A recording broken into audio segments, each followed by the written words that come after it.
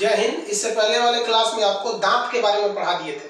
देखिए, दांत जो था वो पाचन में बहुत महत्वपूर्ण हेल्प किया था। हम जानबूझ के उसको पहले पढ़ा दिए ताकि वो एक तो बाईपास का टॉपिक था, उसको साइड से निकाल दिए। अब मेन टॉपिक पे आते हैं, डाइजेस्टिव सिस्टम।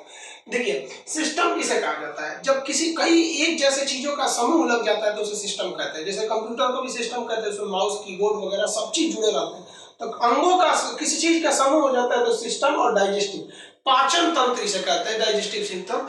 कई तंत्र मिलके भोजन को पचाने का कार्य करते हैं, उसे हम पाचन तंत्र कहते हैं। देखिए, पाचन कहते हैं, पाचन किसे कहा जाता है? बहुत ही जटिल पदार्थ यानी बड़े पदार्थ को बहुत ही सरल यानी छोटे छोटे पदार्थों में तोड़ना पाचन कहलाता है। तो पाचन बड़े पदार्थ को छोटा करना है, उसी को क्या कहते हैं? पाचन। जैसे मान लीजिए हमने रोटी खाए तो दांत उसको तोड़ तोड़ के छोटा करता है, लेकिन उस पाचन को तो हमारी कोशिकाओं की जरूरत है। कोशिका इतनी छोटी छोटी है तो क्या दांत से तोड़ देने से वो क्या इतना छोटा हो जाएगा? नहीं हो सकता है, तो उसको बहुत छोटा करना पड़ता है। तो जटिल पदार्थ को सरल पदार्थ में बदल देना पाचन कहलाता है। अब पाचन में ध्यान से समझिएगा, पाचन जो होता है यह एक प्रकार का फिजियोकेमिकल प्रक्रिया होता है। फिजियोकेमिकल का मतलब क्या होता है? भौतिक, रासायनिक। भौतिक मतलब होता है थूर पूंछ। तो देखिए, हम लोग फिजिकली भी पाचन करते हैं, पूंछ काट के, सबसे ज्यादा तो मुंह से रगड़ देता आदमी दांत से पूंछ काट के। ये कौन सा क्रिया? फिजिकल। उसी में रासायनिक क्रिया भी होती है, जैसे टाइलिन एंजाइम, लार वगैरह निकलेगा तो आदमी उसी को जीभ से लपेट देता है, उसमें ले एकदम बढ़िया से चबा दिया। तो यहाँ फिजिकल भी हो रहा है और केमिकल भी हो रहा है। पाचन में ज्यादा मदद तो केमिकल करता है, लेकिन फिजिकल भी होता है। तो पाचन एक प्रकार का फिजियोकेमिकल प्रक्रिया है। पाचन का मुख्य काम क्या होता है? हम पाचन करते क्यों है? तो भोजन से हमें ऊर्जा मिलने के लिए। तो कहेगा पाचन का मुख्य कार्य, तो भोजन से ऊर्जा मिलने के लिए। अब देखिए, पाचन कई चीजों का होता है और कई चीज का नहीं होता है। तीन चीज याद रखिएगा, कार्बोहाइड्रेट, प्रोटीन और फैट, इन्हीं का पाचन होता है। कहेगा जल का पाचन होता है? नहीं। विटामिन का पाचन होता है? नहीं। खनिज का होता है? नहीं। ये सीधे सोख लिए जाते हैं, डायरेक्ट एब्जॉर्ब कर लिए जाते हैं, डायरेक्ट एब्जॉर्ब कर लिए जाते हैं। क्यों? क्योंकि ये इतने छोटे छोटे कण होते हैं, इतने छोटे होते हैं कि इनको तोड़ने की अब जरूरत ही नहीं है, सीधे निकल लिया जाता है। तो वो एकदम छोटे होते हैं। समझ आ गया आप लोग को? तो ये इतना समझ आ गया।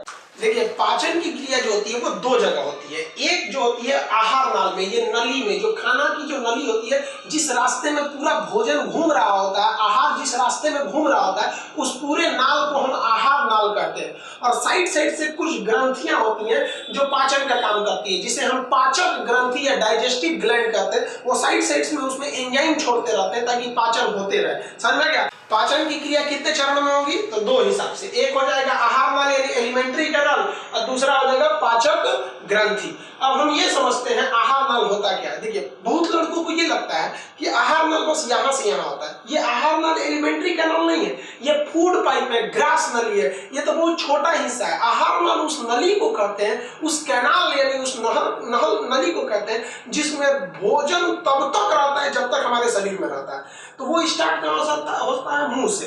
तो मुख गुहा, गुहा का अर्थ होता है खाली जगह। देखिए, मुंह में खाली जगह है तभी तो खाना अट जाता है इसमें। तो स्टार्ट होता है मुख गुहा से।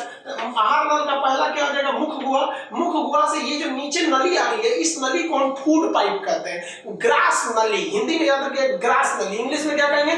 Food pipe. ग्रास नली या फूड पाइप। इसके बाद खाना कहाँ जाएगा? पेट में जाएगा। पेट में क्या होता है अभी उसको समझेंगे। इसके बाद खाना कहाँ गया? पेट में। पेट को आमाशय कहते हैं। क्या कहते हैं? आमाशय।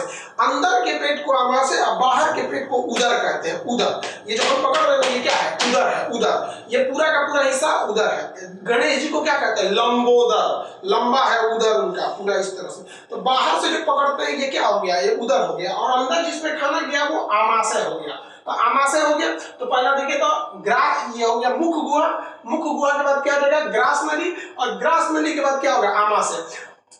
आमाशय के बाद भोजन जाता है छोटी आंत में। ध्यान दीजिए, इधर नहीं जाएगा, ये ग्रंथि है, साइड से लगी है। इसके बाद कहां जाएगा? छोटी आंत में। छोटी आंत खाने के लिए छोटी है लेकिन सबसे लंबा भाग होता है, तो ये छोटी आंत। छोटी आंत के बाद भोजन जाता है बड़ी आंत। अब बड़ी आंत के बाद ये चला जाता है कहां पे? लेट्रिन के रास्ते बाहर निकल जाता है, तो इसे कहते हैं गुदा।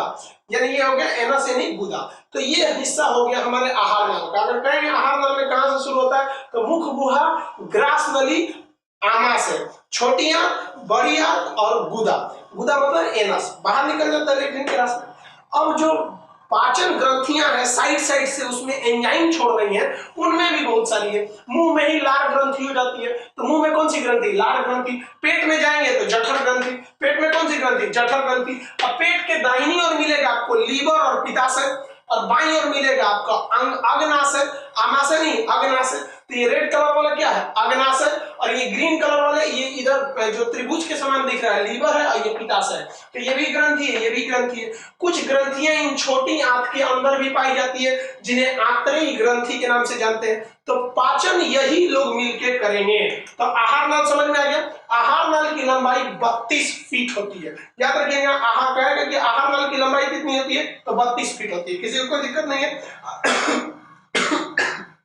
सॉरी, अगर इस 32 फीट को मीटर में बदलेंगे तो लगभग 9 मीटर आता है। तो कहेगा आहार नल की लंबाई कितनी हो जाएगी, तो 32 फीट या 9 मीटर। आप इसका स्क्रीनशॉट लीजिए, फिर आगे समझाते हैं। देखिए बहु, अब ध्यान से समझिएगा, हम लोग जो पाचन पढ़ेंगे ना, ये आहार नाल के हिसाब से पढ़ेंगे। और आहार नाल पूरा शुरू से लेकर लास्ट तक है। जैसे जैसे उसमें ग्रंथियां आएंगी, हम केवल उन्हीं ग्रंथियों को पढ़ेंगे। यहाँ ये बहुत ही कॉम्प्लिकेटेड चैप्टर होता है पाचन। और यहाँ सबसे बड़ी गलती क्या हो जाती है स्टूडेंट से, वो कॉम्प्लेक्स में फंस जाते हैं। अभी ग्रंथि आएगा तो उनके दिमाग में घुसने लगेगा भाई ग्रंथि क्या है, अभी कार्बोहाइड्रेट आएगा तो भाई कार्बोहाइड्रेट क्या हो गया, प्रोटीन क्या हो गया, पेप्टाइड क्या हो गया। तो इन सब चीजों में आप नहीं फंसिएगा। देखिए प्रोटीन, कार्बोहाइड्रेट, इसके लिए एक न्यूट्रिशन नाम का अलग चैप्टर है, वहां उसके बारे में डिटेल से पढ़ेंगे। ग्रंथि का एक अलग चैप्टर है, वहां पढ़ेंगे। अभी आप प्राइम फोकस रखिएगा किस पर, आप अपना फोकस रखिएगा पाचन तंत्र पे। ज्यादातर किताबों में यही गलती होता है, और पढ़ाने में भी बहुत सारे लोग यही गलती कर देते हैं कि एक ही बार सब बताने लगता है। ऐसा नहीं होता है। आप अभी प्राइम फोकस किस पे रखेंगे, पाचन पे। तो हम लोग कहां से स्टार्ट करते हैं, आहार नाल के। आहार नाल का पहला हिस्सा क्या था, मुख गुहा।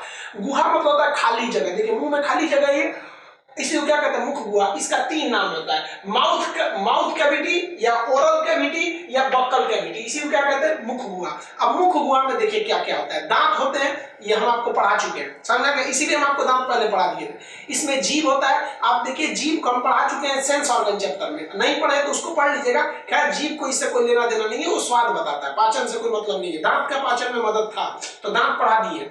अब देखिए इसके अलावा क्या होती है मुंह में, तो 3 जोड़ी लार ग्रंथि होती है, जो स्लाइवरी ग्लैंड कहते हैं। लार ग्रंथि को क्या कहते हैं, स्लाइवरी ग्लैंड कहते हैं। कितनी जोड़ी लार ग्रंथियां होती है, 3 जोड़ी होती है, जिसमें सबसे बड़ी होती है पैरोटिड ग्रंथि। अब उसके बाद होती है सबलिंगुअल और सबमंडिबुलर। तो आप सब नहीं याद रखेंगे, केवल याद रखेंगे कौन सा, पैरोटिड ग्रंथि। सबसे बड़ी लार ग्रंथि पैरोटिड लार ग्रंथि। सांप में यही लार ग्रंथि, सांप में जहर का काम कर देते हैं सब लार ग्रंथि। मानव में प्रतिदिन लगभग 1 से 1.5 लीटर लार बनता है। जो लार बनता है ना, इसको बोतल में स्टोर करके जैसे, तो 1 लीटर बनेगा। अस्थिर बैठ के पी लीजिएगा एक बार, ऐसा नहीं होता है, हमेशा बनते रहना चाहिए, ऐसा थोड़ी होता है। लार बहुत महत्वपूर्ण भूमिका निभाते हैं, सब ध्यान से समझिएगा कैसे। आप कभी सोचे, लार का काम पहले समझा देते हैं, उसके बाद समझिए ध्यान से। लार में क्या क्या चीजें होते हैं, तो ये 4 चीजें होती है। सबसे पहले होता है लाइसोजाइम। क्या होता है, लाइसोजाइम। ये कीटाणुओं को मार देता है, इसलिए लिखा है इसमें जीवाणु, मतलब जितने भी जीवाणु होते हैं उनको मार देता है, नाश कर देता है।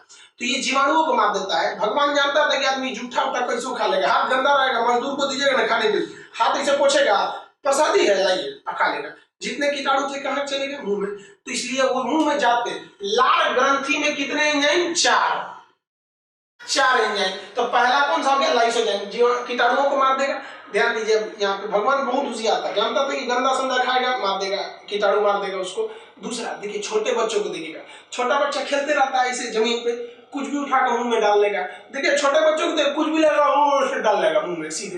तो भगवान बहुत होशियार था, छोटे बच्चों में ना लार बहुत ज्यादा बनता है। देखिएगा ना, कुछ कुछ में तो इतना बनने लगता है कि ऐसे तो रुमाल लटका रहता है, लार चूनी बोलते हैं देहात में से, ऐसे टड़काते रहता है। कई कई तो सोच रहा जवान हो गया है, भी सूत के उठता है, तो एक पौवा में फेंकले रहता है सब। तो वो जो लार ग्रंथि में जो हमारा क्या था, लाइसोजाइम, ये जीवाणुओं को मार देता है। एक और चीज कभी सोचे, दिन भर हम लोग खाना खाते हैं, लोग दांत ससुरा गंदा नहीं होता है, और रात में कुछ नहीं खाता आदमी, सो जाता है, सो के उठता है तो दतवा गंदा रहता है। ऐसा क्या है, उल्टा नहीं लग रहा है। तो इसका भी रीजन यही है, लाइसोजाइम रात में नहीं बनते हैं, सो गए लोग बहुत कम बनते हैं, और यहाँ पे सारी गंदगी रहती है, और दिन में पूरा थूक से लबड़ाया रहता है, और वो क्या होता है, दांत हमेशा हम लोग का साफ रहता है। समझ आ गया आपको। तो पहला हो गया लाइसोजाइम, जीवाणुओं को मार देता है। अब टाइलिन और डाइस्टेज, ये 2 अलग अलग एंजाइम है, लेकिन काम दोनों का सेम है। देखिए आप ऐसे जनरल किताब में पढ़ेंगे कि लार में क्या होता है, टाइलिन, यही बहुत फेमस है टाइलिन। टाइलिन और डाइस्टेज का काम क्या होता है? स्टार्च का पाचन करते हैं। स्टार्च को हिंदी में हम कहते हैं मंड। मंड क्या होता है? किसी भी अनाज का ऊपर का जो चोकर होता है ना, उसे हम मंड कहते हैं। ये जरूरी भी होता है। देखिए, आप आटा को कितना भी बढ़िया से चाल लीजिए, उसमें चोकर रहता ही रहता है, और चोकर रहेगा तभी अच्छा से पचेगा। अगर 100% आटा से चोकर निकाल दीजिएगा तो मैदा बन जाएगा। आप मैदा का 5 रोटी खा के नहीं पचा सकते हैं, जबकि रोटी आप 5-7 रोटी आप आराम से खा सकते हैं। तो ये चोकर भी जरूरी है पाचन के लिए। तो चोकर को कौन पचाता है? चोकर को इंग्लिश में क्या कहेंगे? मंड, स्टार्च या चोकर कहते हैं। ये एक पॉलीसेकेराइड कार्बोहाइड्रेट होता है। ये कार्बोहाइड्रेट चैप्टर में पढ़ाएंगे, यहाँ पर ध्यान दीजिएगा इसको। तो टाइलिन और स्टार्च का काम क्या होता है? मंड का पाचन करना। समझ आ गया? अनाजों का बाहरी परत क्या होता है? स्टार्च, और अंदर में क्या होता है? कार्बोहाइड्रेट होता है। अब इसी में होता है म्यूकस। लार ग्रंथि में 3 जोड़ी लार ग्रंथि से 1.5 लीटर हार्मोन एंजाइम निकलता है, और ये एंजाइम कितने प्रकार के? 4। अब चौथा देखते हैं म्यूकस। म्यूकस का काम क्या होता है? भोजन को चिपचिपा बना देना, लिविर लिविर कर देता है। लिविर लिविर समझते हैं? मुलायम, ताकि घोटने में आसानी हो, ताकि पूछ काट के घोट जाता है। और कभी कभी ना जल्दीबाजी में आदमी रहता है ना, धड़ाधड़ खाता है तो मुंह में अटका लेता है, कुछ ऐसे खाएगा अटका लेता मुंह में। जल्दबाजी में अगर कुछ खाइएगा तो आदमी को मुंह में क्या रहता है? अटक जाता है। तो आदमी का जी मुंह बनाएगा इसे 4 कोण का, ढकेलता है उसको नीचे की ओर जल्दी से।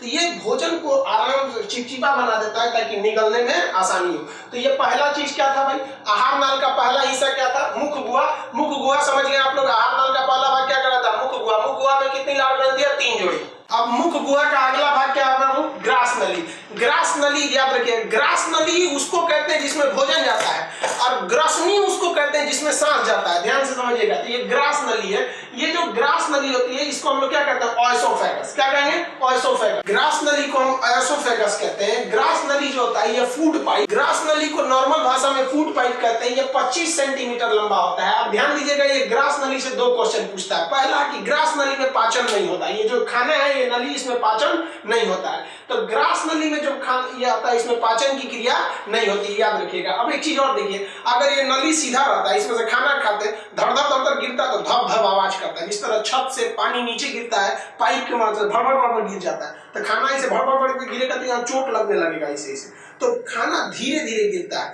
जैसे आप देखिएगा ना, किसी पाइप में कभी कभी आप लोग उस क्रिया को हम लोग क्या करते हैं? देखिए, भोजन को धीरे धीरे नीचे गिरने की क्रिया को हम लोग पेरिस्टेल्सिस कहते हैं। इसी को हम लोग कहते हैं क्रमानुकुचन। क्रमानुकुचन मतलब खाना धीरे धीरे आता है, एकदम तेजी में नहीं आएगा। आप कितना तेज ढकेल दिए नहीं आएगा। कभी आप चावल खाते होंगे तो अटक जाता होगा, तो ढकेलता है आदमी, जाओ यहाँ पे।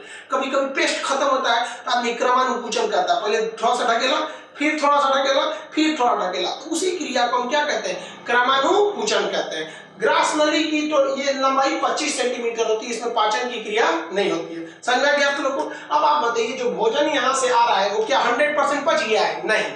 मुंह से आने वाला भोजन जो होता है वो पूरी तरह से पचा नहीं रहता, उसे हम लोग कहते हैं बोलस कहते हैं। क्या कहते हैं? बोलस। आप बोलस देखे होंगे, कभी कभी आप खाना खाते होंगे तो कोई कंकड़ पत्थर ऐसे कूचा जाता है ट्रैक से, तो आदमी खाना को ऐसे थूक देता है, देखता है किधर कंकड़ अंकड़ है तो फेंक दिया। अगर खाना कोई नॉर्मल खाना है तो फेंक देता है, मिठाई उठाई रहता है तो खा जाता है। तो वो क्या खा जाता है? बोलस। समझ गया आप लोग को? इसका एक स्क्रीनशॉट लीजिए, फिर आगे समझाते हैं। देखिए, आप देखें कि मुंह से जब भोजन पूछ के जब पेट में पहुंचता है तो उसे क्या कहते हैं? बोलस कहते हैं। तो ये जब यहाँ से पहुंचेगा ग्रास नली को पार करके आमाशय यानी पेट में, तो उसे क्या कहेंगे? बोलस। तो एंट्री मारता है कहाँ पे? पेट में, बोलस कहते हैं। पेट को हम यहाँ बड़ा फिगर बना दिए, यहाँ समझिएगा ध्यान से। पेट को हम लोग आमाशय कहते हैं। पेट को क्या कहते हैं? आमाशय। इसमें भोजन 4 घंटे तक रहता है। पूछेगा सबसे देर तक भोजन कहाँ रहता है, तो कहाँ रहेगा? आमाशय में 4 घंटे तक रहता है। आमाशय जो होता है वो पेट, इसकी 3 भाग होते हैं। आमाशय को 3 भाग में बांटते हैं। पहला भाग, बीच वाला और ये लास्ट वाला। फर्स्ट वाले भाग को हम कहते हैं कार्डियक। पहला भाग को क्या कहते हैं? कार्डियक। कार्डियक क्यों कहते हैं? क्योंकि देखिए, हृदय का अध्ययन कार्डियोलॉजी का रहता है और पेट का ऊपरी भाग हृदय के करीब रहता है, अतः इसे हम क्या कहते हैं? कार्डियक कहते हैं।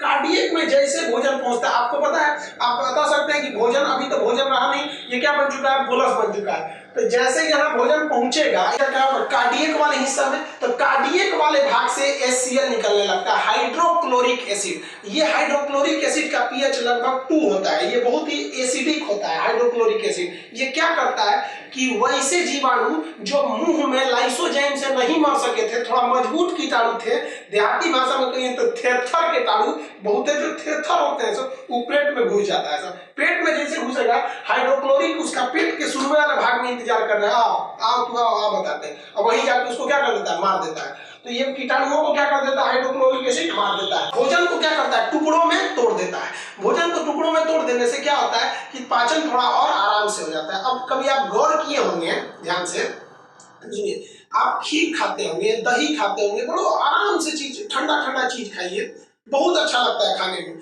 लेकिन जब आप उसको बोकर देते हैं, बोकरने का मतलब समझते हैं, उल्टी करना, वोमिटिंग, सीबीएसई वाला वोमिटिंग बोलता है। तो जब आप उल्टी करते हैं तो नाक मुंह एकदम जलने लगता है, अजीब लगता है, भाई क्या खा लिए थे, क्या खा लिए थे, समझ में गया? वो जो आप खाना खाए थे वो ठीक था, लेकिन उसमें लेवरा के निकला है क्या चीज, हाइड्रोक्लोरिक एसिड, इसलिए नाक में जलन होने लगती है। ये हो गया आपका पहला हिस्सा, कार्डियक। दूसरा भाग को हम कहते हैं फंडिक। ये दूसरा वाला भाग होता है फंडिक। फंडिक में एक कांटेनुमा संरचना पाई जाती है जिसे हम लोग कहते हैं रूजी। कांटेनुमा संरचना को रूजी कहते हैं। ये भोजन को रोक के रखता है, नहीं तो डगर पे सब चला जाएगा आगे। तो भोजन को रोक के रखता है ताकि भोजन अच्छे से रुका रहे। अगर पेट खाली है, मान लीजिए आप व्रत रखे हैं किसी दिन, अब भोजन गया ही नहीं, तो ये रूजी खड़ा हो जाएगा और आप बैठिएगा तो पेट में चुभन होने लगती है। तो ये क्वेश्चन भी पूछा हुआ है कि पेट में चुभन किसके वजह से होती है, रूजी की वजह से। किसकी नुमा संरचना होती है, कांटे की नुमा संरचना होती है। अब लास्ट वाला जो हिस्सा होता है इसे हम लोग कहते हैं पाइलोरिक। तो पेट का सबसे लास्ट भाग क्या होता है, पाइलोरिक। पाइलोरिक वाले भाग पर कुछ ग्रंथियां पाई जाती है। पाइलोरिक वाले भाग पर ग्रंथि पाई जाती है जिसे हम लोग गैस्ट्रिक ग्लैंड या जठर ग्रंथि कहते हैं। कौन सी ग्रंथि, जठर ग्रंथि। जठर ग्रंथि से जठर रस निकलता है। जठर ग्रंथि से क्या निकलता है, जठर रस निकलेगा। अब ध्यान से समझिएगा, कहता है कि जठर रस यानी गैस्ट्रिक ग्लैंड से जो निकलने वाला जूस होता है उसे तो हम गैस्ट्रिक जूस कहते हैं, जठर रस कहते हैं। जठर रस कितने रसों से मिलकर बनाता है, तो दो एंजाइम से मिलकर बनाता है। एक होता है रेनिन। रेनिन दूध को दही बना देता है। रेनिन क्या करेगा, दूध को दही बना देगा। इसलिए छोटे बच्चों को देखिएगा, उसको दूध पिलाइएगा और जब उल्टी कर देगा ना तो दही उल्टी कर देता है। बुढ़ापा में क्या होता है, पेट और काम करना छोड़ देता है, तो डॉक्टर कहता है कि देखिए बाबा, अब आप दूध मत खाइए, क्योंकि दूध को मेहनत करके दही बनाना पड़ेगा, सीधे दही खाइए। इसलिए दूध से ज्यादा फायदा करता है दही। तो आखिर वो दही बनेगा ही, दूध से क्या बन जाता है, दही। एक बार क्वेश्चन घुमा के पूछा था, आजकल एग्जाम में क्वेश्चन खखोर के पूछता है। पूछा था कि रेनिन किसका पाचन करता है, न दूध ऑप्शन में था न दही था। तो ध्यान दीजिए, उसमें था केसीन प्रोटीन। तो ध्यान दीजिए, दूध में तो केसीन प्रोटीन पाया जाता है। तो क्वेश्चन वही है, थोड़ा सा घुमा दिया। अब जठर रस में दूसरा रस होता है पेप्सिन। पेप्सिन क्या होता है, देखिए, पॉसेट प्रोटीन, पॉसेट पेप्सिन। ये क्या करता है, पेप्सिन प्रोटीन का पाचन करता है। प्रोटीन को तोड़कर पेप्टोन में बदल देता है। प्रोटीन को किसमें बदल देता है, पेप्टोन में। तो कहेगा प्रोटीन का पाचन क्या होता है, तो पेट में। तो कौन पचाता है बाबू, पेप्सिन। पेट में पेप्सिन पचाता है किसको, प्रोटीन को। हाइड्रोक्लोरिक एसिड जीवाणुओं को मार देता है। समझ आ गया आप लोग को? कितने घंटे यह खाना रहता है, 4 घंटे। अब एक चीज आप गौर किए होंगे, ध्यान से देखिए, कभी कभी क्या होता है, आदमी खूब ज्यादा खा लेता है, कचर उचर के खूब दबा के खा गया है, इतना ना खा लिया है कि एकदम मतलब समझ लीजिए कि उसको पच नहीं रहा है। एकदम शादी ब्याह में गया, मारा चाट बर्गर मोमो हुमच के खा लिया। जितने हुमच के खाएंगे ना उतने ज्यादा हाइड्रोक्लोरिक एसिड निकलेगा, उतने ज्यादा क्या होगा, एसिड निकलेगा, बहुत एसिड निकलेगा उसको पचाने के लिए। और उसको पचाने के लिए निकलेगा तो उसको पचेगा तो उससे गैस निकलेगा। तो वही बोलता है आदमी, धुआं ढेकार आ रहा है। देहात के लोग बोलते हैं धुआं ढेकार आ गया है, किसकी वजह से, एसिड के बढ़ने से। तो सीबीएसई वाला क्या बोलता है, acidity, I am suffering from acidity. Acidity समझ रहे, धुआं ढेकार, किसके वजह से, हाइड्रोक्लोरिक एसिड की मात्रा बढ़ रही है। तो इतना कचर के खाने की क्या जरूरत है कि एसिडिटी हो जाता है, समझ रहे। तो डॉक्टर आपको क्या देता है, मिल्क ऑफ मैग्नीशिया, MgOH का whole twice. Milk of magnesia कहा जाता है, यानी मैग्नीशियम का दूध है, मिल्क ऑफ मैग्नीशिया, मैग्नीशियम का दूध। अब ये दूध मिलेगा कहाँ पे, तो इसी को हम लोग कहते हैं इनो।